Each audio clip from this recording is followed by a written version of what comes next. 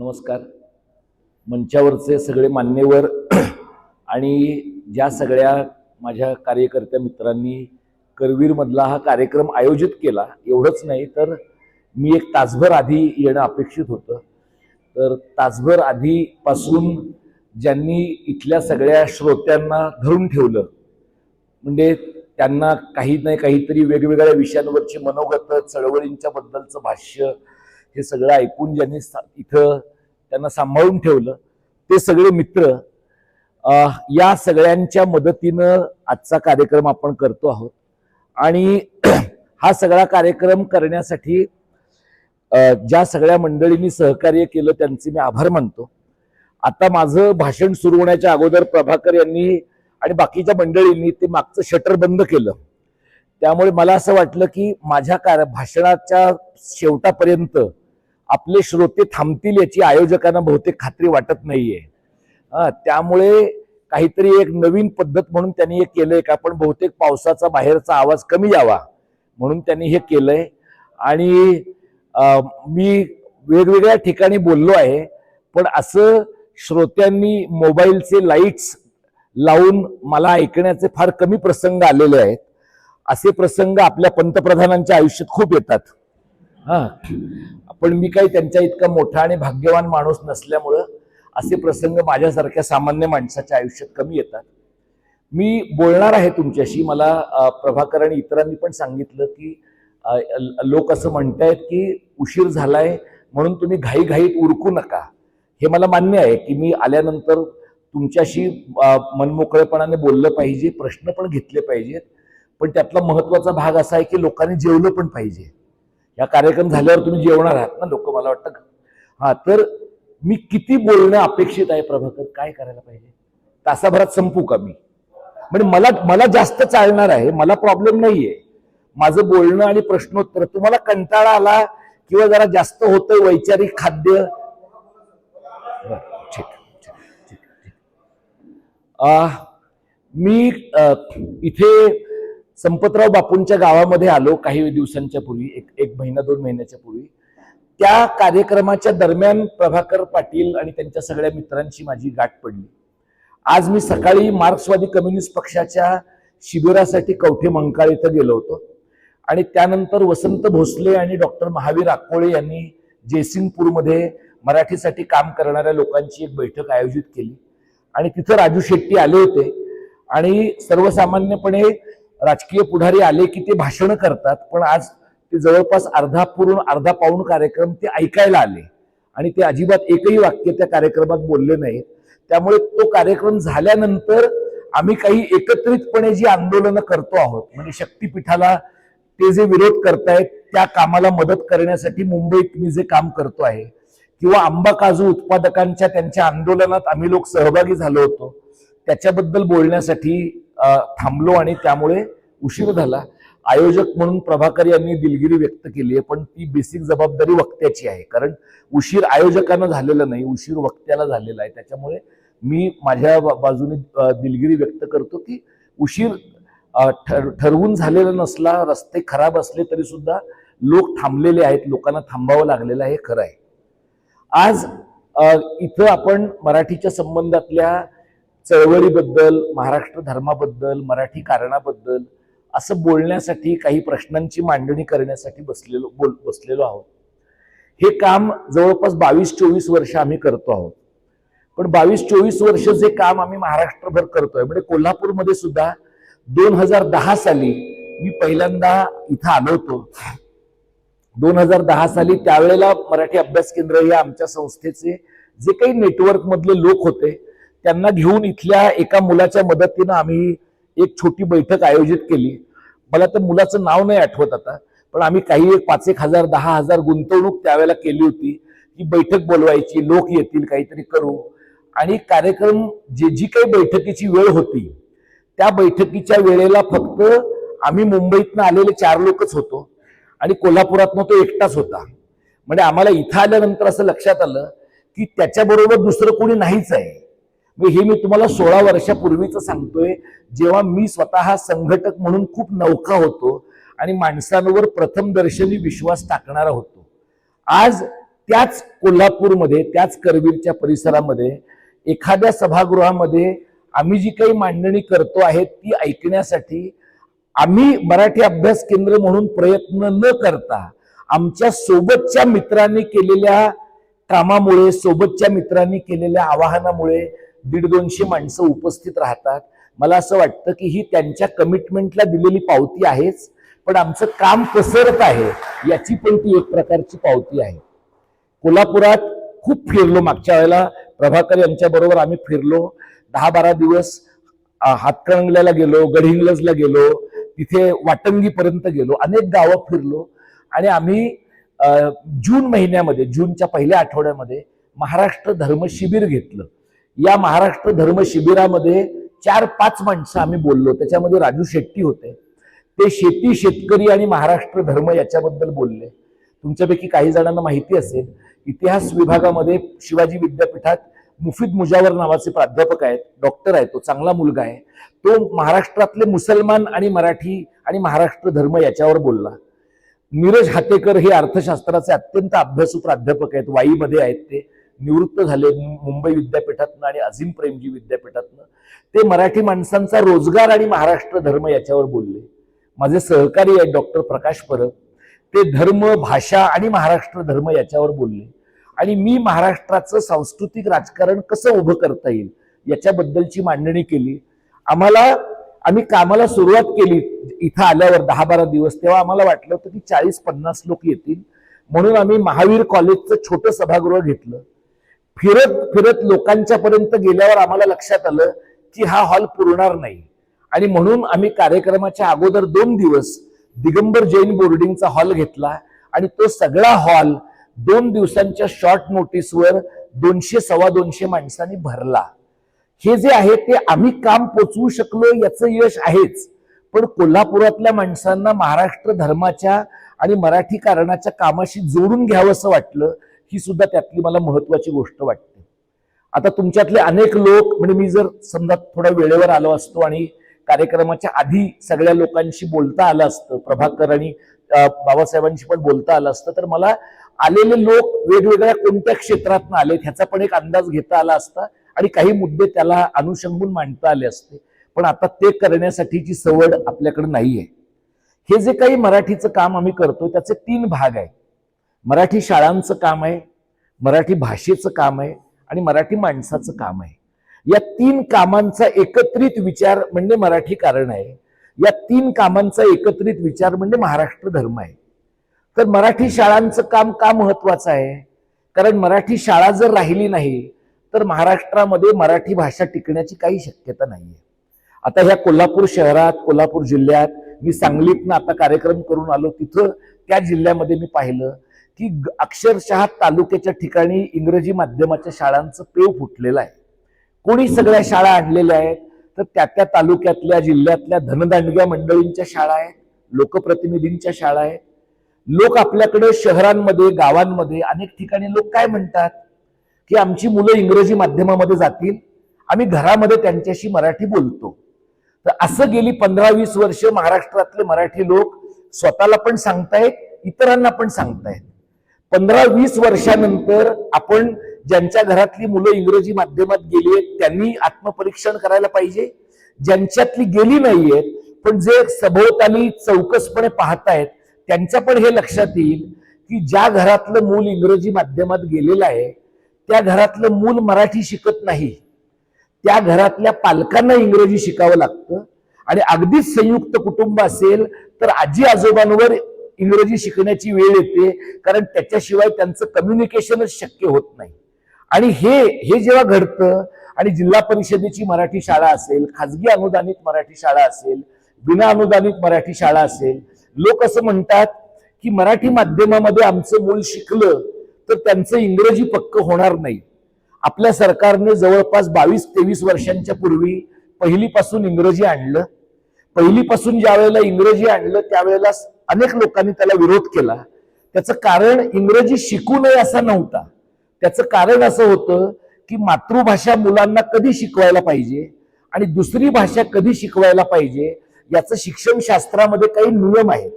म्हणजे दोन्ही तिन्ही भाषा तुम्ही एकदमच मुलाच्या बोकांडी मारल्या तर त्याला पहिली पण भाषा येत नाही, दुसरी पण येत नाही, तिसरी पण येत नाही. त्यामुळे आता तुमच्या लक्षात येईल की मराठी माध्यमामध्ये जी मुलं शिकली किंवा आता सेमी इंग्रजी मध्ये जी मुलं शिकतायत त्या मुलांना पहिलीपासून आपण दोन्ही भाषा शिकायला लावतो. 20-22 वर्ष झाली हे सगळा प्रयोग करून आत्ताच्या घडीला त्या मुलांचं मराठी पण धड होत नाही, इंग्रजी पण धड होत नाही. पण हे आपल्याला दिसतंय, हे आपल्याला कळतंय. कळत काय नाहीये, इंग्रजी माध्यमातल्या मुलांची याच्यापेक्षा भयानक अवस्था आहे.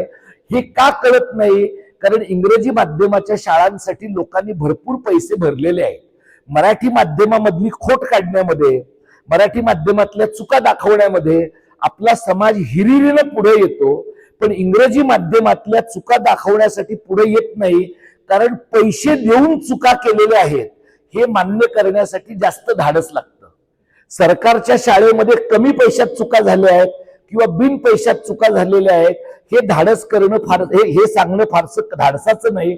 पण 50,000 भरलेत, लाख रुपये भरलेत, टाईवर, कोटावर, बुटावर, जीपवर 2 लाख रुपये भरलेत, पण तरी सुद्धा मुलांच्या दोन्ही भाषा आणि इतर विषय गंडलेले आहेत हे मान्य करण्यामध्ये फार अडचणी येतात. हा मोठा प्रश्न आहे. त्यामुळे आम्ही ज्या वेळेला मराठी कारणाची, महाराष्ट्र धर्माची मांडणी करतो त्यावेळेला एक अत्यंत अनिवार्य विषय त्याच्यामध्ये जो घेतो तो मराठी शाळांचा आहे. 10-15 वर्षापूर्वीपर्यंत आपल्याकडे लोक असं म्हणायचे की शाळा किंवा बंद पडणाऱ्या शाळा हा फक्त शहरांमधला प्रश्न आहे. आता मी जयसिंगपूरमधनं आलो.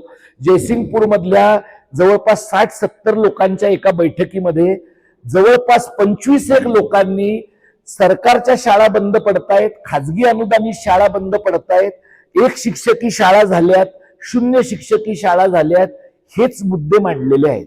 म्हणजे तुम्हाला असं लक्षात येईल की जो प्रश्न काही वर्षांपूर्वीपर्यंत लोकांना मुंबईचा वाटत होता, पुण्याचा वाटत होता, तो प्रश्न आता फक्त कोल्हापूरचा नाहीये. तो प्रश्न कोल्हापुरातल्या एका तालुक्याचा आहे. तो प्रश्न कोल्हापुरातल्या एका तालुक्यातल्या एका गावाचा आहे. आणि हे का झालंय? कारण गेल्या 15 वर्षामध्ये, 12 वर्षामध्ये महाराष्ट्रामध्ये जवळपास 30,000 पेक्षा जास्त इंग्लिश मीडियमच्या शाळांना मान्यता मिळालेली आहे. तुम्ही बघा, तुम्ही दगड मारलात तरी तुम्हाला एखादी इंग्रजी माध्यमाची शाळा तुम्हाला सापडेल. अशा प्रकारची परिस्थिती आपल्या अवतीभोवती आहे. इंग्रजी माध्यमाच्या एवढ्या शाळा का आल्या? म्हणजे लोकांचं शाळेवर प्रेम आहे असं नाही, त्या शाळा देण्याच्या प्रक्रियेमध्ये मोठा धंदा आहे म्हणून त्या शाळा आलेल्या आहेत. ज्यांना शाळा पाहिजे ते इथल्या स्थानिक पातळीपासून मंत्रालयाच्या पातळीपर्यंत त्या सगळ्या शाळा मिळवण्यासाठी पैसे खर्च करतात. आणि एकदा शाळा मिळाली की मग पालकांच्या खिशात हात घालून तो सगळा पैसा पालकांकडनं वसूल करतात किंवा शिक्षकांची नेमणूक करताना शिक्षकांच्या खिशात हात घालून शिक्षकांकडनं पैसा वसूल करतात. म्हणजे हे जे प्रेम आहे ते इंग्रजी भाषेवरचं नाहीये. हे जे प्रेम आहे त्यातनं इंग्रजी माध्यमाच्या शाळेत चांगलं शिक्षण मिळतंय हे सिद्ध होत नाही. यातनं एवढंच सिद्ध होतं की इंग्रजी माध्यमाच्या शाळांमध्ये दुकानदारी करण्याची शक्यता अधिक आहे. इंग्रजी माध्यमाच्या शाळांमध्ये व्यापार रुजवण्याची शक्यता अधिक आहे.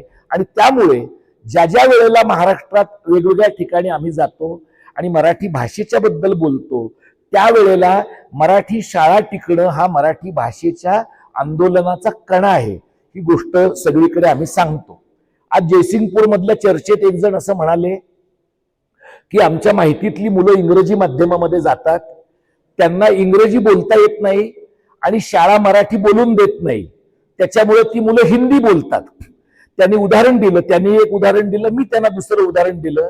त्यांचा भाचा असं म्हणत होता की मी अमुक एक काम करायला घेतलंय पण झालं नाहीये, मी त्याचा इंतजार करतो आहे. आता हा इंतजार करतो आहे हा जो शब्द आहे, इंतजार हा हिंदीतनं आलेला शब्द आहे.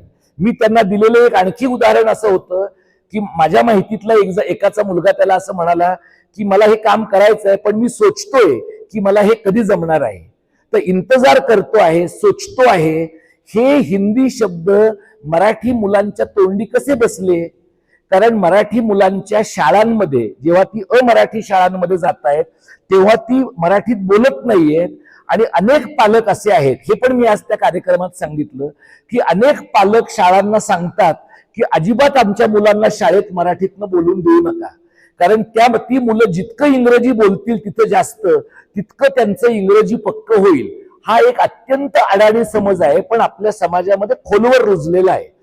आम्ही ज्या वेळेला हिंदीला विरोध केला त्यावेळेला हिंदीला विरोध करण्याचं एक महत्वाचं कारण असं होतं की हिंदी ही मराठी लोकांच्या पेक्षा जास्त मोठ्या संख्येनं बोलली जाणारी भाषा आहे. आपण एक 8-10 कोटी लोक आहोत.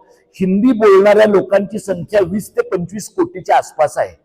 उत्तर भारतामध्ये अवधी, बुंदेलखंडी, ब्रज, मगही आणि भोजपुरी या स्वतंत्र भाषा होत्या एकेकाळी. आता त्या भाषांचं रूप हिंदीच्या बोली अशा प्रकारचं उरलंय, कारण त्यांच्या लिपीत साधर्म्य आहे आणि लोक हिंदीचा वापर अधिक करायला लागले. आणखी 10 वर्ष जर आपले लोक मराठी आणि हिंदी असंच सरमिसळीच्या पद्धतीचं बोलायला लागले तर 10 वर्षानंतर मराठी ही हिंदीची पोटभाषा वाटायला लागेल, मराठी ही हिंदीची बोली वाटायला लागेल. अशा प्रकारचा आक्षेप आमच्यासारख्या अनेक लोकांनी घेतला. सरकारला कुठल्या का कारणाने होईना तो आक्षेप पटला, आणि म्हणून पटला किंवा पटला नसेलही, पण त्यांनी 29 जून 2025 ते हिंदी सक्तीच्या बद्दलचे जे 2 शासन निर्णय घेतले होते ते रद्द केले. तुम्हाला सगळ्यांना माहिती आहे की ते शासन निर्णय रद्द केल्यावर त्यांनी नरेंद्र जाधवांच्या अध्यक्षतेखाली एक समिती नेमली. ती समिती महाराष्ट्रभर गेली. त्या समितीनं जानेवारीमध्ये आपला अहवाल दिलेला आहे. आता जुलै महिना आहे. नरेंद्र जाधव असं म्हणाले होते लोकांना की पुढच्या कॅबिनेटमध्ये मंत्रिमंडळ ते मान्य करणार आहे किंवा काहीतरी ठरवणार आहे. गेल्या 6 महिन्यात मंत्रिमंडळाची बैठकच झाली नाहीये का? म्हणजे गेल्या 6 महिन्यात मंत्रिमंडळाच्या बैठका होऊन सुद्धा निर्णय का झाला नाही? कदाचित नरेंद्र जाधवांच्या समितीला महाराष्ट्रभरात जे चित्र दिसलं त्यातनं हिंदीला टोकाचा विरोध आहे लोकांचा शिक्षण क्रमातल्या, हे जाणवल्यामुळे त्यांनी कदाचित तसं रिपोर्टमध्ये नोंदवलं असेल, आणि ते नोंदवलं असेल तर ते मान्य करणं सरकारला परवडणार नाही. त्यामुळे सरकारने कुत्ता जाने चमडा जाने अशा प्रकारची भूमिका घेऊन अहवाल दाबून ठेवलाय, आणि आणखी 1 वर्ष आपण आहे तसाच पॅटर्न चालू ठेवणार आहोत असं सरकारने म्हटलंय. पण हे सरकार कसं आहे तर गेल्या वर्षी त्यांनी 17 जूनच्या मध्यरात्री दुसरा GR आणला. आता जुलै महिना आलाय, पण आता जे लोक सत्तेत आहेत त्यांना रात्री उशिरा किंवा पहाटे लवकर गोष्टी करण्याची सवय आहे. त्याच्यामुळे अशा प्रकारचे हिंदीच्या सक्तीचे आणखी काहीतरी घोळ करणारे शासन निर्णय ते त्यांच्या सोयीनं यानंतर आणणारच नाहीत असं सांगता येत नाही. ज्या वेळेला आम्ही हिंदीच्या संबंधामधलं आंदोलन करायला घेतलं त्यावेळेला आम्हाला पहिल्यांदा जाणवलं की महाराष्ट्रातल्या राजकीय पक्षांनी ते आंदोलन नंतर पाहिलं. महाराष्ट्रातल्या टीव्ही चॅनल्सना ते आंदोलन नंतर कळलं. महाराष्ट्रातल्या युट्यूबर्स लोकांना ते आंदोलन पहिल्यांदा कळलं. युट्यूबर लोकांनी त्याचे व्हिडिओ केले, पॉडकास्ट केले, सोशल मीडियावर लोकांनी लिहिलं, आणि जेव्हा लोकांचा संताप खूप वाढतो आहे असं राजकीय पक्षांच्या लक्षात आलं तेव्हा त्यांनी त्या आंदोलनामध्ये उडी घेतली.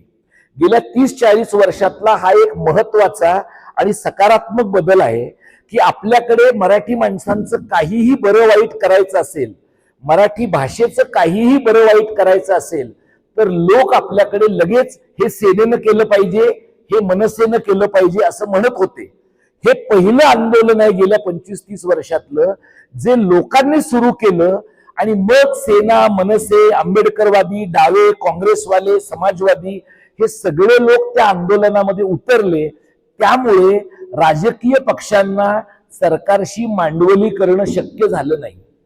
जर राजकीय पक्षांनी हे आंदोलन उभं केलं असतं तर राजकीय पक्षांशीच सरकारने डील केलं असतं, आणि मग राजकीय पक्षांनी कुठल्या तरी प्रकारचं अंडरस्टँडिंग, कुठल्या तरी प्रकारचं कॉम्प्रोमाइज सरकारशी केलं असतं.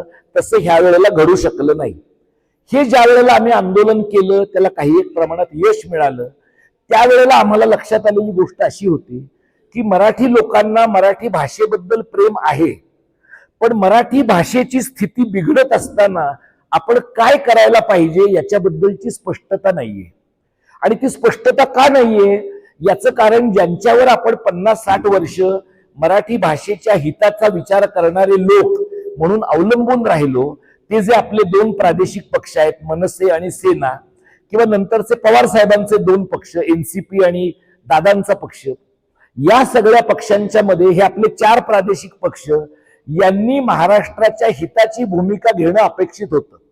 जे राष्ट्रीय पक्ष आहेत, भाजप आहे, काँग्रेस आहे, या मंडळींकडनं काही वेळेला प्रादेशिक किंवा मराठी भाषेच्या हिताची भूमिका घेतली गेली नाही तरी लोक त्यांना माफ का करतात? कारण ते देशव्यापी पक्ष आहेत. ते दरवेळेला मराठीच लोकांच्या बाजूचं बोलतील असं नाही, कारण त्यांना कर्नाटकात पण निवडणूक लढवायची आहे. आता तुम्ही जर बघितलं तर ज्या वेळेला महाविकास आघाडीचं सरकार आपल्याकडे होतं उद्धव ठाकरेंच्या नेतृत्वाखालचं, तेव्हा त्या सरकारमध्ये काँग्रेस पण होतं. आणि त्या दरम्यानच्या काळामध्ये, त्याच्या अगोदर सुद्धा तुम्हाला लक्षात येईल, जर काँग्रेसचं सरकार कर्नाटकात असेल तर सीमा प्रश्नाच्या बद्दल महाराष्ट्राचे काँग्रेसचे लोक काही फारसे बोलायचे नाही, कारण त्यांच्या दृष्टीनं कर्नाटकच्या सीमा भागातल्या लोकांची मतं महत्वाची आहेत का तिकडला काँग्रेस पक्ष महत्वाचा आहे हे ठरत नव्हतं. जे काँग्रेसचं आहे तेच भाजपचं आहे. भाजपची पण अडचण त्याच प्रकारची आहे. ती अडचण सेनेची नाहीये, कारण सेना कर्नाटकात नाहीये. ती अडचण मनसेची नाहीये, ती अडचण पवार साहेबांच्या पक्षाची नाहीये, ती अडचण अजित पवारांच्या पक्षाची नाहीये. त्यामुळे जे प्रादेशिक पक्ष आहेत त्या प्रादेशिक पक्षांना आपल्या भाषेबद्दल, आपल्या भाषिक समुदायाबद्दल जास्त आक्रमक भूमिका घेता येते. तुम्ही साधी 2 उदाहरणं मी तुम्हाला सांगतो, तुम्ही बघा. संयुक्त महाराष्ट्राचा लढा कोणी लढवला? सत्तेत असणारे लोक काँग्रेसचे होते.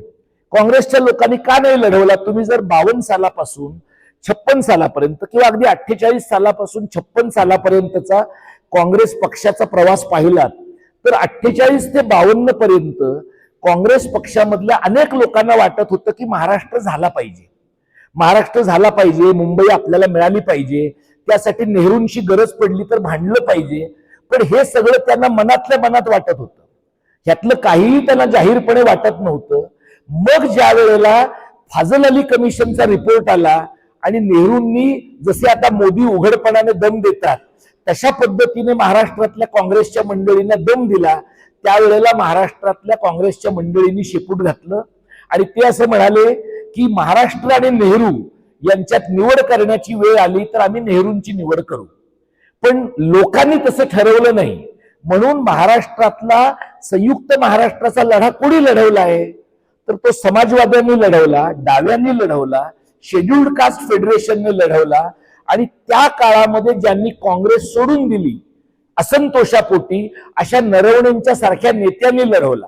म्हणजे तुम्ही जेव्हा एखाद्या राष्ट्रीय पक्षामध्ये काम करता आणि राष्ट्रीय पक्षाच्या राष्ट्रीय नेतृत्वाच्या विरोधात जाण्याची हिंमत तुमच्यात असत नाही, तेव्हा तुम्ही प्रादेशिकतावादाचं राजकारण करू शकत नाही. चव्हाण साहेबांचं तुम्ही बघा, 56 ते 60 या काळामध्ये ते महाराष्ट्राचे मुख्यमंत्री होते, द्वैभाषिकाचे मुख्यमंत्री होते. या सगळ्या काळातली तुम्ही त्यांची भाषणं बघा. या सगळ्या काळामध्ये कधी ते संयुक्त महाराष्ट्र समितीला थोडं चुचकारतायत, कधी नेहरूंना समजावतायत, कधी इंदिरा गांधींना समजावतायत. आता संयुक्त महाराष्ट्राचा मंगल कलश आणला असं आपण चव्हाण साहेबांना श्रेय देतो. ते तत्वतः का बरोबर आहे? कारण तेव्हा ते राज्याचे मुख्यमंत्री होते. पण प्रत्यक्षात संयुक्त महाराष्ट्राचा मंगल कलश कोणी आणला? तर क्रांतिसिंह नाना पाटलांनी आणला, उद्धवराव पाटलांनी आणला, भाई माधवराव बागलांनी आणला, वारा कोठारींनी आणला, प्रबोधनकार ठाकरेंनी आणला, अत्रे, डांगे, एस एन जोशी, माडखोलकर यांनी आणला. मग श्रेय त्यांना का गेलं नाही?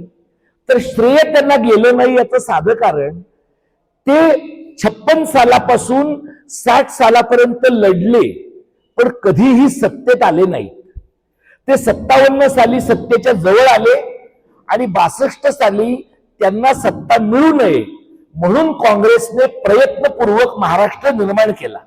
आणि दरम्यानच्या काळामध्ये चव्हाण साहेबांनी प्रयत्नपूर्वक शेतकरी कामगार पक्ष फोडून टाकला, डाव्या मंडळींचं पानिपत केलं, दलितांच्या नेतृत्वाचं कोऑप्शन केलं आणि सगळी संयुक्त महाराष्ट्र समिती त्यांनी मोडून काढली. आता चव्हाण साहेबांच्या हातामध्ये महाराष्ट्राची धुरा 60 ते 85 या काळात होती. चव्हाण साहेबांच्या शिष्याच्या हातामध्ये महाराष्ट्राची धुरा 66 ते 2027 पर्यंत आहे. साधारणपणे जिंकलेली माणसं त्यांच्या पद्धतीचा इतिहास लिहितात. त्यामुळे आपण जेव्हा म्हणतो की महाराष्ट्राचा मंगल कलश चव्हाण साहेबांनी आणला, तेव्हा आपण हेही लिहिलं पाहिजे किंवा हाही विचार केला पाहिजे की महाराष्ट्राचा मंगल कलश कुणीतरी रेडीमेड आणून चव्हाण साहेबांच्या हातामध्ये दिलेला आहे.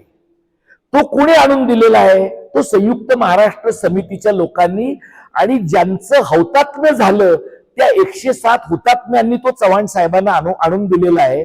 म्हणजे श्रेय कोणाचं आहे? लढले त्यांचं श्रेय आहे. म्हणजे महाराष्ट्र धर्माचा, मराठी कारणाचा आत्ता विचार करताना आपण हा एक मुद्दा लक्षात ठेवायला पाहिजे की महाराष्ट्राच्या इतिहासाची मांडणी, महाराष्ट्राच्या विचार करण्याच्या पद्धतीची मांडणी आपण थोडी नव्या पद्धतीनं करून पाहिली पाहिजे की संयुक्त महाराष्ट्राच्या लढ्याचं श्रेय ज्याचं त्याला आपल्याला देता आलं पाहिजे. आता संयुक्त महाराष्ट्राच्या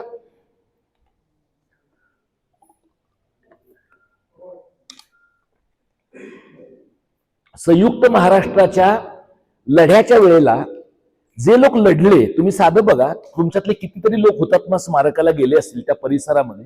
आपण सिनेमे पाहिलेत बघा, मुंबईचं चित्रण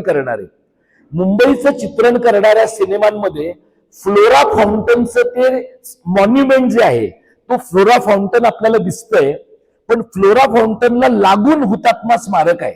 तुम्ही पाहिलेले हिंदी सिनेमे आठवून पहा. फ्लोरा फाउंटन तुम्हाला हिंदी सिनेमांमध्ये दिसतं, हुतात्मा स्मारक तुम्हाला हिंदी सिनेमांमध्ये अपवादाने सुद्धा दिसत नाही. हुतात्मा स्मारक तुम्हाला एखाद दुसऱ्या मराठी सिनेमामध्ये दिसतं. मुंबई शहरामध्ये ज्यांची आयुष्य गेली त्या माणसांनी काढलेल्या हिंदी सिनेमामध्ये जर ब्रिटिशांच्या काळातलं फ्लोरा फाउंटन दिसतं, तर मराठी लोकांनी तयार केलेलं हुतात्मा स्मारक का दिसत नाही? हा प्रश्न आपल्याला का नाही पडत? याचं साधं कारण आहे की महाराष्ट्रातल्या इतर भागातनं मुंबईत जाणाऱ्या लोकांना सुद्धा गेटवे ऑफ इंडिया माहिती आहे, नरिमन पॉइंट माहिती आहे, ताज हॉटेल माहिती आहे, पण लोकांना हुतात्मा स्मारक माहिती नाहीये. म्हणजे ज्या माणसांनी हौतात्म्य पत्करून हे राज्य निर्माण केलं त्या माणसांचा इतिहास तिथल्या एका स्मारकामध्ये लपलेला आहे, आणि तो इतिहास ज्यांच्यासाठी ते राज्य निर्माण झालं त्यातल्या बहुतांश माणसांना माहित नाही. अशा प्रकारची परिस्थिती आहे. शिवसेना पक्षानं जसं महाराष्ट्रात मराठी माणसांच्या संबंधातलं काम केलं, तसंच शिवसेना पक्षानं दुसरं जे काम केलं ते सीमा भागाच्या साठीचं काम केलं. इथे मी सीमा प्रश्नाचा मुद्दाम यासाठी उल्लेख करतो की सीमा प्रश्नासाठी आता महाराष्ट्र एकीकरण समिती काम करते आहे. थांबू करे बाळा. सीमा प्रश्नासाठी आता महाराष्ट्र एकीकरण समिती काम करते आहे. त्यावेळेला शिवसैनिकांनी काम केलंय आणि जवळपास 69 शिवसैनिक 31 शिवसैनिक 69च्या त्यावेळेच्या आंदोलनामध्ये मारले गेलेले आहेत. आता संयुक्त महाराष्ट्र समिती जर 62 साली सत्तेत आली असती तर आज जो महाराष्ट्राचा इतिहास आपल्याला वाचायला मिळतो आहे त्यापेक्षा वेगळा इतिहास आपल्याला वाचायला मिळाला असता. तुम्ही तुमची पाठ्यपुस्तकं काढून बघा. आपण जगाबद्दल शिकतो आहोत, आपण देशाबद्दल शिकतो आहोत, आपल्याला राणा प्रतापाबद्दल माहिती आहे, आपल्याला देशातल्या इतर भागांबद्दल माहिती आहे, आपल्याला महाराष्ट्राच्या निर्मितीबद्दल सातवाहनांच्या काळापासून आतापर्यंतची किती माहिती आहे. आणि हे देण्याचं जे काम आहे ते पाठ्यपुस्तकांचं आहे, ते शाळांचं आहे. हे काम आपल्याकडे का झालं नाही? कारण जे लोक आपल्याकडे महाराष्ट्राचं सरकार निर्माण झाल्यानंतर सत्तेवर आले ते सगळी जी काँग्रेसची मंडळी आहेत त्यातल्या बऱ्याच मंडळींच्या मनामध्ये महाराष्ट्राच्या बद्दलचा एक अपराध गंड सतत आहे. तो तुम्हाला तेव्हा काँग्रेसमध्ये दिसतो, आता बीजेपी मध्ये दिसतो. म्हणजे एखाद्या चाळीमध्ये एखाद्या मराठी माणसाला उत्तर भारतीयानं मारलं तर त्याचा आपल्याला त्रास होत नाही, पण मराठी बोलत नाहीये म्हणून एखाद्या रिक्षावाल्याच्या कानफटात कोणी मारलं तर त्याच्या राष्ट्रीय पातळीवरच्या बातम्या होतात आणि मग मराठी लोक पण असं म्हणतात नाही असं करता कामा नये. हे करणं बरोबर नाहीये. एखादा माणूस तुमच्या राज्यात 30 वर्ष राहतो आणि वर मुजोरी करून असं म्हणतो की मला मराठी बोलायचं नाहीये, मला मराठी बोलण्याची कोणी सक्ती केली तर मी रिक्षा बंद ठेवेन, आंदोलन करीन. त्या माणसाकडे बघण्यासाठी लागणारी सहानुभूती मराठी समाजाकडे आहे. पण आपलं शहर आहे, आपलं राज्य आहे, आपल्या शहरामध्ये आपल्या राज्यामध्ये आपल्या भाषिक समुदायावर होणाऱ्या अन्यायाबद्दल कोणी बोलत आहे आणि कोणी बोलतंय म्हणजे मी सेना आणि मनसे म्हणत नाही, आमच्यासारखे कार्यकर्ते पण मी म्हणतो. कोणी बोलत आहे, कोणी युक्तिवाद करतंय, कोणी प्रतिवाद करतंय, तर त्याही बाबतीमध्ये लोक असं विचारतात की पण मग ते बाहेरून येणाऱ्या गरीब माणसांचं काय होणार. माझा साधा प्रश्न त्याच्याबद्दलचा असा आहे की या राज्यामध्ये देशातनं ठिकठिकाणाहून गरीब लोक येतात, स्थलांतरित येतात. जर स्थलांतरितांच्या अधिकाराचाच विचार करायचा असेल तर तो महाराष्ट्राच्या वेगवेगळ्या भागातनं मुंबईत येणाऱ्या, पुण्यात येणाऱ्या स्थलांतरितांचा पहिला केला पाहिजे, कारण त्यांचा महाराष्ट्राच्या रिसोर्सेसवर पहिला हक्क आहे. युपी आणि बिहारमधनं माणसं इथे येतात. तुम्ही कोल्हापुरात बघा, पुण्यात बघा, शेकड्याने माणसं रोज गाड्यांनी इथल्या रेल्वे स्टेशनांवर उतरतायत. लोक उतरतायत आणि त्यांना दुसऱ्या दिवशी रिक्षाचं लायसन्स मिळतंय, कारण त्यांना खोटं डोमिसाईल सर्टिफिकेट मिळतंय. अशा पद्धतीनं आज महाराष्ट्राची कागदोपत्री लोकसंख्या 12-13 कोटीची असेल, यामध्ये जवळपास 4 कोटी लोक हे इतर राज्यांच्या मधले आहेत. देशाच्या इतर कुठल्याही राज्यामध्ये या प्रकारचं भाषिक आव्हान, या प्रकारचं सांस्कृतिक आव्हान लोकांच्या पुढे नाहीये. या पार्श्वभूमीवर ज्या वेळेला भाषेचा, शाळेचा, शिक्षणाचा आणि मराठी माणसांचा आपण विचार करतो, त्यावेळेला एका प्रश्नाचं आपण स्वतःला उत्तर दिलं पाहिजे, इतरांनाही दिलं पाहिजे. की आपल्याला लोक सारखं सांगतात बघा की मराठी माणसं कामं करत नाहीत, मराठी माणसं आळशी आहे. जर मराठी माणूस लोकांना वाटतंय तेवढाच आळशी असता तर 60 सालापासून 2026-27 पर्यंत महाराष्ट्र आता जिथपर्यंत पोहोचला आहे तिथपर्यंत पोहोचण्याची काय शक्यता होती. आणि जर उत्तर भारतातले आणि पूर्व भारतातले लोक एवढेच कष्टाळू आहेत तर ते त्यांच्या राज्यात का कष्ट करत नाहीत. त्यांच्या राज्यामध्ये रिसोर्सेस नाहीये, त्यांच्या राज्यामध्ये इन्फ्रास्ट्रक्चर नाहीये, त्यांच्या राज्यामध्ये बेसिक काही गोष्टी नाहीयेत, त्या महाराष्ट्र त्यांना पुरवतो. मग महाराष्ट्राची अपेक्षा काय आहे की किमान तुम्ही आमच्या भाषा संस्कृतीचा सन्मान ठेवला पाहिजे. तुम्ही 25 वर्ष राहता, तुम्ही 40 वर्ष राहता आणि तुम्ही काही अदानी अंबानी पण नाही आहात की तुमच्यापर्यंत सामान्य माणूस पोहोचू शकत नाही. तुम्ही रिक्षा चालवताय, तुम्ही टॅक्सी चालवताय, तुम्ही पाणीपुरीची गाडी चालवताय, पण तुम्ही असं म्हणता की हिंदीमध्ये मी बोलणार आहे, मराठीमध्ये बोलायची कोणी मला सक्ती केली तर ते या देशाच्या स्पिरिटच्या विरोधातला आहे. हा जो प्रॉब्लेम आहे, या प्रॉब्लेमला आम्ही महाराष्ट्र धर्माच्या विरोधी जाणारं गायपट्ट्याचं राजकारण असं म्हणतो. सतत माझ्या भाषणांमध्ये, आमच्या चर्चांमध्ये हा मुद्दा आम्ही मांडतो. हे गायपट्ट्याचं राजकारण काय आहे तर गेल्या 15 वर्षामध्ये विशेषतः संघ आणि भाजप सत्तेत आल्यानंतर, काँग्रेस सत्तेत होती तेव्हाही युपी बिहारच्या लोकांचं आपल्यावर ओझं होतं, पण काँग्रेस सत्तेवर असताना युपी बिहारच्या लोकांना संख्येचा माज होता. आता त्यांना असं वाटतंय की ते सांस्कृतिक दृष्ट्या पण उजवे आहे. आणि म्हणून तुम्ही इथं कोल्हापुरात काय परिस्थिती आज मला माहित नाही, पण मुंबई शहरामध्ये दहीहंडीला आत्तापर्यंत मराठी गाणी वाजायची. दहीहंडी हा कृष्णाचा सण आहे हे आत्तापर्यंत मराठी लोकांचं मत होतं. गेल्या काही वर्षांमध्ये दहीहंडीला भारत का बच्चा बच्चा जय श्रीराम गायेगा हे गाणं वाजतं. आता असं म्हणल्यानंतर आपल्यातले जे धार्मिक हुळहुळे लोक आहेत त्यांना काय वाटतं, मग रामाचं नाव घेतलं तर काय प्रॉब्लेम आहे. रामाचं नाव घेऊन मराठी गाणं म्हणता येणं शक्य आहे की नाही. आणि महाराष्ट्रातल्या सणांमध्ये मराठी गाणं म्हणणं चांगलं आहे का वाईट आहे. आणि महाराष्ट्रातल्या सांस्कृतिक वर्तुळामध्ये, महाराष्ट्राच्या सांस्कृतिक वर्तनामध्ये मराठी भाषा हा त्या संस्कृतीचा अविभाज्य भाग असेल तर युपी बिहार मधल्या लोकांची जी संस्कृती आहे, आणि मी जेव्हा युपी बिहारच्या लोकांची संस्कृती म्हणतो तेव्हा हिंदूंची आणि मुसलमानांची दोन्ही समूहांची ती संस्कृती आहे. कारण आज तुम्ही महाराष्ट्रातल्या वेगवेगळ्या भागांमध्ये मुसलमान वस्त्यांमध्ये पहा, तुम्हाला पायघोळ झगे घातलेले, मोठ्या दाढ्या वाढवलेले, हिरव्या आणि वेगवेगळ्या रंगाचे झगे घातलेले युपी बिहार मधले मौलाना आलेले आहेत.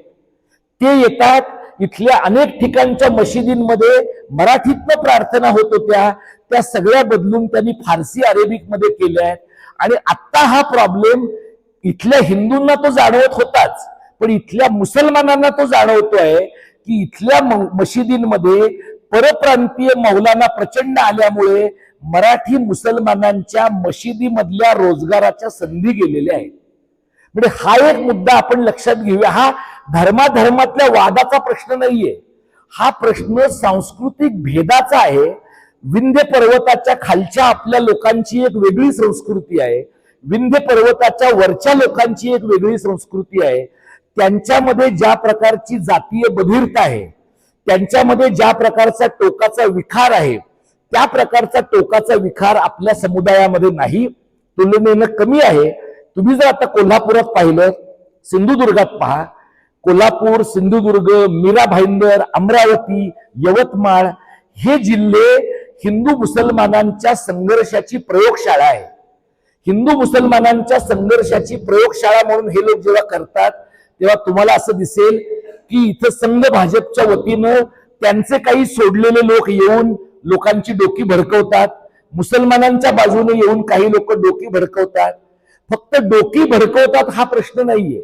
महाराष्ट्रामध्ये इथला गावगाड्यातला मुसलमान, इथला गावगाड्यातला हिंदू, इथला गावगाड्यातला बौद्ध, जैन, ख्रिश्चन हे काही मतभेद कायम ठेवून बऱ्यापैकी सहमतीने एकमेकांच्या बरोबर जगत होते किंवा जगण्याचा प्रयत्न करत होते.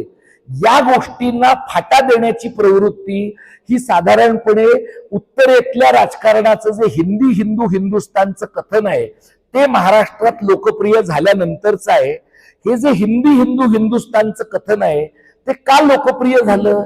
कारण लोकांना असं वाटलंय, अजूनही आपल्याकडे गॅस महाग झाला, विमान प्रवास महाग झाला, खायचे वांदे झाले, तरीही आपल्याकडच्या लोकांना पूर्ण अक्कल आलेली आहे असं नाही. अजूनही लोक असं म्हणतात, उपाशी राहीन, चालत जाईन, भीक मागीन, पण मोदीलाच मत देईन. तर आपल्या लोकांची पण ती खोड नीट मोडण्याची गरज आहे. जोपर्यंत हिंदुत्वाच्या नादाला लागून आपण पूर्ण धक्क्याला लागलेलो आहोत हे आपल्या लोकांना अनुभवांती कळत नाही, तोपर्यंत लोकांना महाराष्ट्र धर्माची किंमत नाही कळणार. महाराष्ट्र दक्षिणेशी जोडलेला आहे. तसा जर नसताना महाराष्ट्र, तर शिवाजी महाराजांनी त्यांच्या राज्यारोहणानंतर दक्षिण दिग्विजयासाठी ते खाली गेले नसते. पेशवे नंतर वरती गेलेले आहेत आणि पेशव्यांनी त्या काळामध्ये काय प्रकारचं राज्य केलंय? पेशव्यांनी दिल्ली जिंकली नाही, पेशव्यांनी दिल्ली राखली.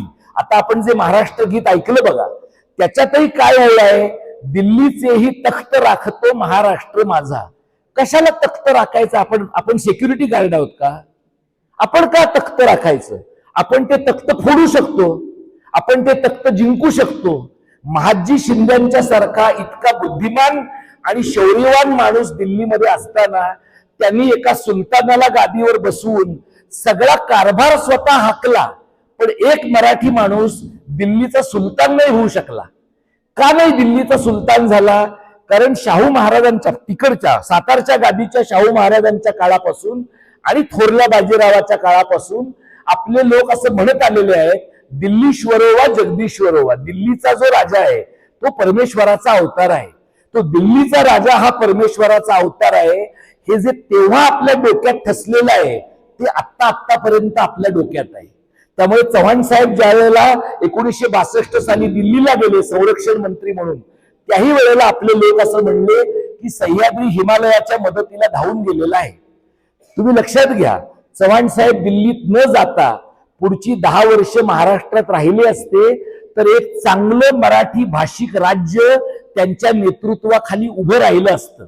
पण तसं घडलं नाही आणि आपण त्याचं ग्लोरिफिकेशन, उदात्तीकरण असं करत राहिलो. आत्ताच्या या नव्या वातावरणामध्ये ज्या वेळेला आपण असं पाहतो की ही सगळी व्यवस्था अत्यंतिक टोकाची हिंदू धर्म आणि इस्लाम धर्म आणि इतर सगळ्या धर्मांच्या संघर्षाला वाहिलेली आहे, त्यावेळेला आपण महाराष्ट्रात काय करू शकतो? आपण महाराष्ट्रात 2 गोष्टी करू शकतो. एक म्हणजे महाराष्ट्राच्या नावात राष्ट्र आहे ही गोष्ट आपण विसरता कामा नये. याचा अर्थ आपण भारतापासून वेगळे होतो असा नाही, पण सातवाहनाच्या काळापासून, महानुभाव पंथीयांच्या काळापासून महाराष्ट्राचा एक स्वतःचा भौगोलिक चेहरा आहे, महाराष्ट्राचा एक स्वतःचा सांस्कृतिक चेहरा आहे आणि महानुभावांच्या काळामध्ये मराठी लोकांच्या खंड मंडळाची मांडणी केली गेलेली आहे. अगदी महादेव गोविंद रानड्यांनी मराठा मंडळाची मांडणी त्यांच्या लेखनामध्ये केलेली आहे. हा जो महाराष्ट्र आहे, हा महाराष्ट्र दिल्लीचं तख्त राखण्यापासून दिल्लीचे बूट चाटण्यापर्यंतचा गेल्या 200 वर्षातला आपला प्रवास आहे. आज काय ताकद आहे महाराष्ट्राची दिल्लीमध्ये?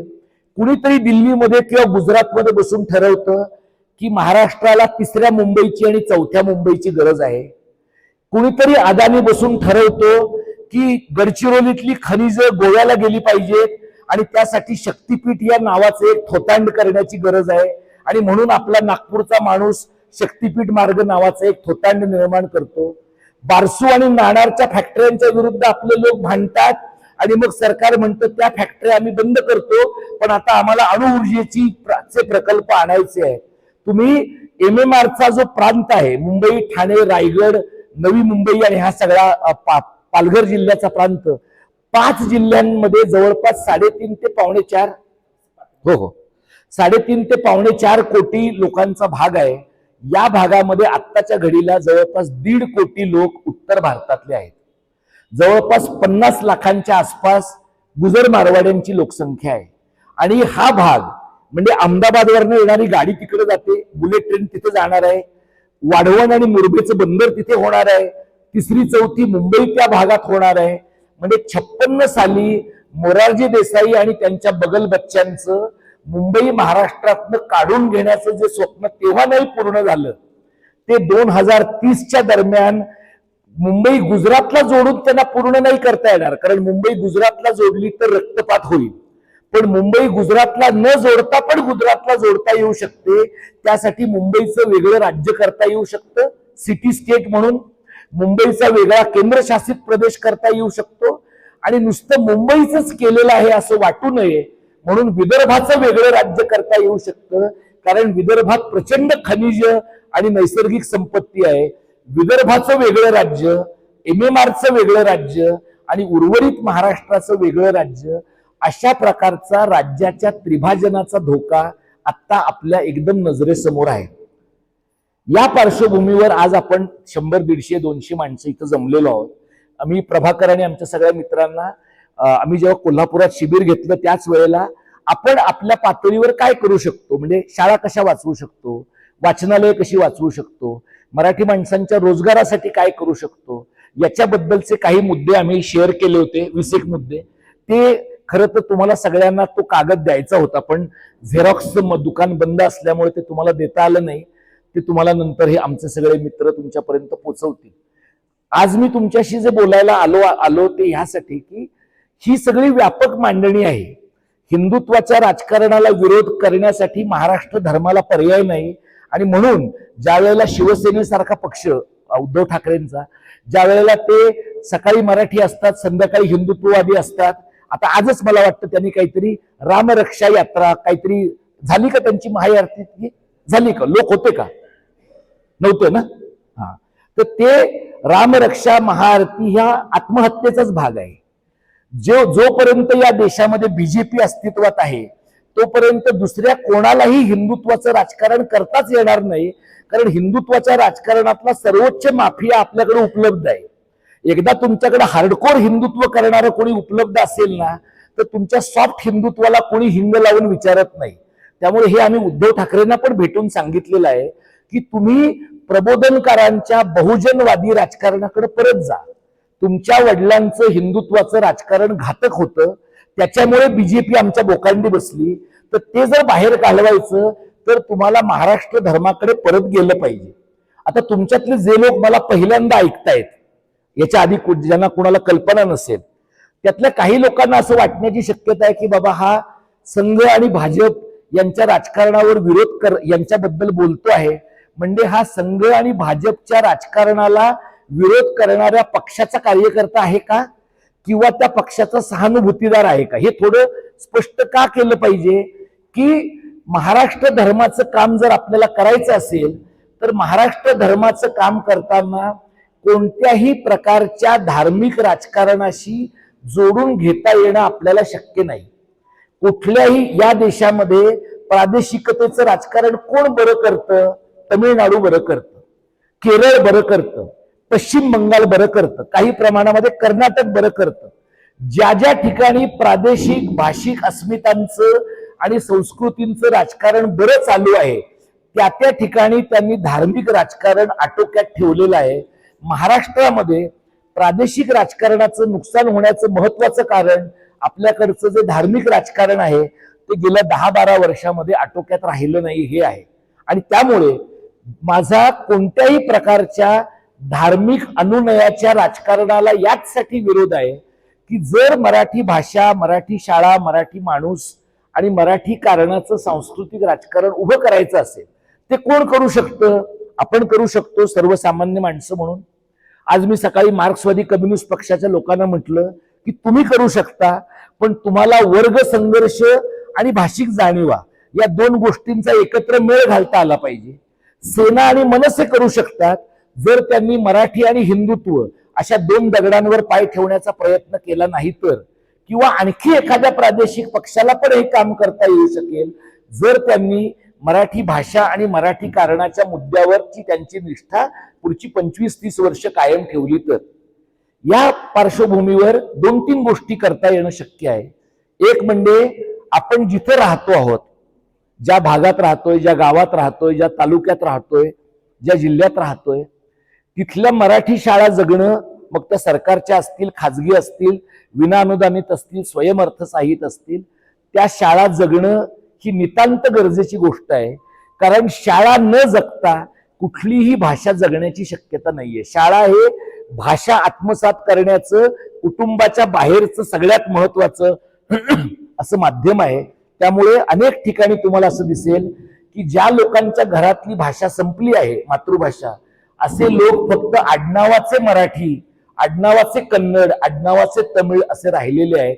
त्यामुळे ही एक गोष्ट आपल्या पातळीवर करता येणं शक्य आहे. दुसरं मी असं पाहतो की मराठी माणसांच्या रोजगाराच्या बद्दल आपल्याकडे खूप मोठ्या प्रमाणात गेल्या काही वर्षात विचार झाला आहे. मराठी माणसाचा रोजगार गेल्या 10-20 वर्षात प्रचंड बदललेला तुम्हाला दिसतो. इथे मी आजऱ्याला गेलो, आजऱ्यामध्ये मला लोकांनी सांगितलं की मोठ्या प्रमाणावर घरं बंद आहेत. घरं बंद काय आहेत? कारण इथली मुलं एकतर हॉटेलमध्ये कामं करण्यासाठी मुंबईला जातात किंवा गोव्याला जातात. आता आजऱ्यामधली मुलं गोव्याला जात असतील, मुंबईमध्ये जात असतील, याचा अर्थ त्यांच्या दृष्टीनं तो सोर्स ऑफ इन्कम आहे. आता याचा आजऱ्याच्या अर्थव्यवस्थेवर काही एक परिणाम होत असेल त्यांच्या इथे नसण्यानं, पण त्यांच्या शहरातनं पैसे कमावून आणण्याचा पण काही एक सकारात्मक परिणाम होत असण्याची शक्यता आहे. हेच कोकणात घडतंय. तुम्ही पुण्याला जा, मराठवाड्यातल्या लोकांनी पुण्यातली उपनगरं भरून गेलेली आहेत. त्यामुळे महाराष्ट्रातल्या लोकांचं खूप मोठ्या प्रमाणामध्ये स्थलांतर महाराष्ट्रातल्या शहरांमध्ये होतंय आणि शहरं फुगतायत. शहरं जेव्हा फुगतात त्यावेळेला नव्यानं आलेली माणसं कुठे राहतात? झोपडपट्ट्यांमध्ये राहतात, शहराच्या परिघावर राहतात. आज मुंबई शहरामध्ये असा एक मोठा वर्ग आहे की जो सीएसटीला म्हणजे मुंबईच्या टोकाला आपल्या ऑफिसमध्ये काम करतो. त्यांचे दिवसाचे 3 ते 3.5 तास फक्त रेल्वेचा प्रवास करण्यामध्ये जातात. अशा माणसानं जर तुम्ही म्हणलात की मराठी भाषेसाठी काहीतरी कर, मराठी शाळेसाठी काहीतरी कर, मराठी माणसासाठी काहीतरी कर, तर तो माणूस म्हणेल की मी पण मराठी माणूस आहे, माझ्यासाठी तू काहीतरी कर, कारण मी गर्दीत चेपलो गेलो आहे. त्यामुळे लोकांकडे समाजाचे प्रश्न सोडवण्यासाठी अवधी नाही, सवड नाही. आणि दुसरी महत्वाची गोष्ट म्हणजे एक प्रकारचा भित्रेपणा लोकांच्या मनात गेल्या 10-12 वर्षात असा निर्माण झालाय की लोक सोशल मीडियावर कशाच्याही बद्दल लिहायला घाबरतात. खाजगी वर्तुळामध्ये लिहित असतील, पण लोक असं म्हणतात माझ्या घरचे लोक काय म्हणतील, माझ्या भावकीतले लोक काय म्हणतील, मी शिक्षक असेल तर माझ्या शाळेतले लोक काय म्हणतील, पत्रकार असेल तर त्या पेपरचा संपादक काय म्हणेल, मग माझी नोकरी जाईल का. या प्रकारची भीती ज्या वेळेला 2014, 2010, 2012च्या काळामध्ये यापेक्षा तुलनेनं खूपच कमी होती. अशा वेळेला एक 100-150 लोकांच्या समोर मी जेव्हा माझं म्हणणं मांडतो, मी माझ्या 2 अपेक्षा सांगतो आणि थांबतो. आता आपण 150-200 लोक भेटलो आहोत. सर्वसाधारणपणे ऐकायला जेव्हा 150-200 लोक येतात तेव्हा काम करायला 10 ते 15 लोक येतात असा माझा अनुभव आहे. कारण उरलेले लोक म्हणजे वाईट असतात असं नाही, पण लोकांनी स्वतःचा काही एक प्राधान्यक्रम ठरवलेला असतो की मला ऐकायचं आहे, मला ऐकून शेअर करायचं असेल, मला ऐकून कोणाला तरी सांगायचं असेल, किंवा मला ऐकून पटलेलं नाही इथपर्यंत माझा विचार थांबलाय. ऐकून प्रत्यक्षामध्ये कामासाठी वेळ देणं. कारण उद्या एखादी शाळा सुधारायची तर वेळ द्यावा लागतो. एखाद्या ठिकाणी मराठी माणसांना रोजगार मिळवून देण्यासाठी त्यांचे अर्ज भरायचे तर फॉर्म भरून द्यावा लागतो. एखाद्या ठिकाणी मराठी माणसांसाठी जॉब मार्केट सुरू करायचं तर वेळ द्यावा लागतो. अशा प्रकारच्या सगळ्या कामांना वेळ देण्यासाठी आपल्याला 150-200 पैकी 10-15 माणसं मिळण्याची शक्यता आहे. ती माणसं काय आहेत याचा विचार स्थानिक पातळीवर तुम्ही करावा असं मी तुम्हाला सुचवेन. आणि सर्वसाधारणपणे आम्ही काय करतो की त्या शहरामध्ये, त्या तालुक्यामध्ये, गावामध्ये जेव्हा लोकांना भेटतो तेव्हा आलेल्या लोकांचे नंबर्स जसे आयोजकांनी घेतलेत तसे आम्ही घेतो आणि त्या लोकांना काय प्रकारच्या कामात तुम्हाला जोडून घ्यावं असं वाटेल हे विचारतो. मी तुम्हाला व्हॉट्सअप ग्रुप बद्दल का सांगतो आहे, कारण व्हॉट्सअप ग्रुपमध्ये 2 प्रकारचे लोक आहेत. एक म्हणजे ज्यांना काहीही फालतू वाचायला आवडत नाही असे लोक. तर त्यांना मी एवढं सांगतो की आम्ही जेव्हा काही गोष्टी एखाद्या ग्रुपवर पाठवतो तेव्हा कुठलीही फालतू गोष्ट तुम्हाला पाठवणार नाही याची काळजी घेतो. म्हणजे खरा मराठा असशील तर हे कर, खरा मराठा असशील तर ते कर असं आम्ही सांगत नाही. राम मंदिर मागे पडलंय, बाबरी मशीद पुढे गेली, हे कर, अशा प्रकारचे फेक मेसेजेस कुणाचेही आम्ही पाठवत नाही. दुसरा एक वर्ग असा असतो की ज्याला व्हॉट्सअपवर कुणीही काही पाठवलं तरी ते जगाला सांगितल्याशिवाय स्वस्थता वाटत नाही. तर आता असे लोक आपल्यामध्येही असू शकतात. मग अशा लोकांचं आम्ही काय करतो, तर अशा लोकांना आम्ही आधी सौजन्यानं सांगतो की जे रिलेव्हंट असेल, आपल्या कामाशी संबंधित असेल आणि लोकांना ज्याचा मनस्ताप होणार नाही अशाच गोष्टी टाका. आणि मग जेव्हा लोक ऐकतात, बरेचदा ऐकतात, तेव्हा त्या गोष्टी राहतात. जेव्हा लोक ऐकत नाहीत तेव्हा संस्थेच्या पातळीवर ऍडमिन म्हणून त्या गोष्टी आम्ही डिलीटच करून टाकतो. याचं कारण वाचणाऱ्या माणसांना एका मर्यादेच्या नंतर या गोष्टींचा त्रास होता कामा नये. तर या स्वरूपाचं मराठी शाळा, मराठी भाषा, मराठी माणसांचं हे काम आहे. मला आनंद असा वाटतो की खूप कमी दिवसाच्या नोटीसवर एवढे लोक आले आणि मी कवठे महांकाळलाही पाहिलं, जयसिंगपुरातही पाहिलं आणि इथेही पाहतोय की श्रोत्यांमध्ये किमान एक 8 ते 10 तरी स्त्रियांची संख्या आहे. मी असे अनेक कार्यक्रम केलेले आहेत, विशेषतः सीमा भागात केले आहेत की जिथे बायकांचा रोल फक्त ओवाळण्याचाच आहे. तर मला असं वाटतं की कुठल्याही चळवळीमध्ये काही बरं व्हायला पाहिजे असेल तर आयडियली 50% पुरुष आणि 50% स्त्रिया असंच असलं पाहिजे. कारण आपल्याला प्रश्न काही फक्त मराठी पुरुषांचे सोडवायचे नाहीये, मराठी बायकांचे पण सोडवायचे. त्यामुळे जितका स्त्रियांचा सहभाग अधिक होईल तितकं ते सोयीचं जातं त्यांच्याही सहभागाच्या दृष्टीनं.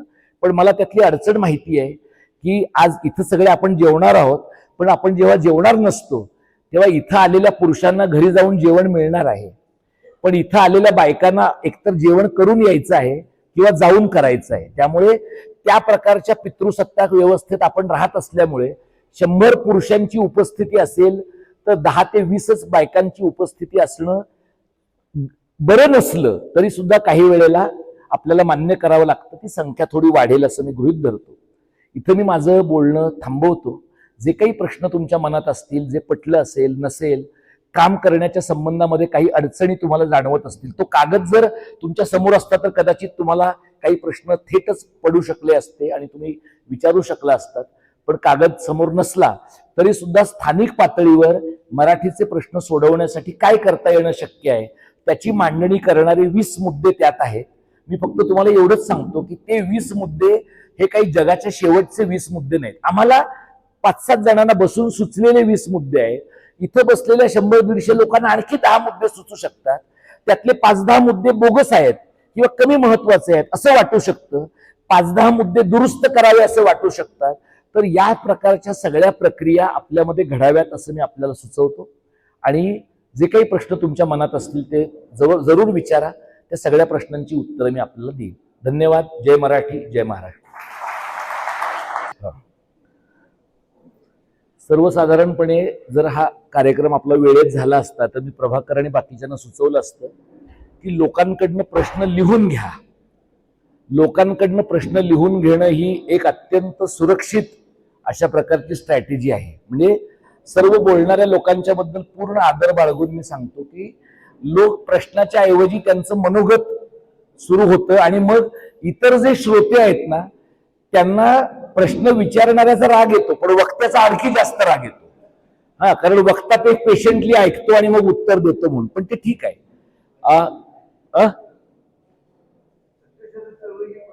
तुम्ही जे म्हणालात ना की आपल्याकडच्या अंधश्रद्धेतनं कसं मुक्त व्हायचं, सरांनी मगाशी त्याचं उत्तर माझ्याशी बोलताना दिलंय. तेच मी तुम्हाला सांगतो की महाराष्ट्राला सत्यशोधकी परंपरा दीर्घकालीन आहे. 100-125 वर्षापूर्वीची परंपरा आहे आणि कोल्हापूर आणि सीमा भागामध्ये या प्रकारची सत्यशोधकी परंपरा खूप रुजलेली आहे. तिचं पुनरुज्जीवन करणं हा एक मार्ग आहे. तुम्ही जे सर सांगितलं नवीन लायब्रऱ्या व्हायला पाहिजेत, ते मान्य आहे मला, लायब्रऱ्या व्हायला पाहिजेत. पण महाराष्ट्रातल्या अनेक लायब्रऱ्या ह्या खोट्याच लायब्ररी आहेत. अनेक अशा लायब्ररी आहेत जिथे लायब्ररी चालवणारे लोक आणि लायब्रऱ्यांमध्ये पुस्तकं देणारे लोक यांच्या संगनमताने अत्यंत टुकार दर्जाची पुस्तकं डंप केली जातात. हा सुद्धा एक मोठा प्रॉब्लेम आहे, त्याच्यावरही काम व्हायला पाहिजे. तुम्ही जे सांगितलं मराठीला अभिजात भाषेचा दर्जा मिळण्याच्या बद्दल, मराठीला अभिजात भाषेचा दर्जा मिळाल्यामुळे मराठीचं काहीही भलं झालं नाही, एवढं एकच वाक्य मी तुम्हाला सांगतो. बाकीची चर्चा आता आपण नको करूयात.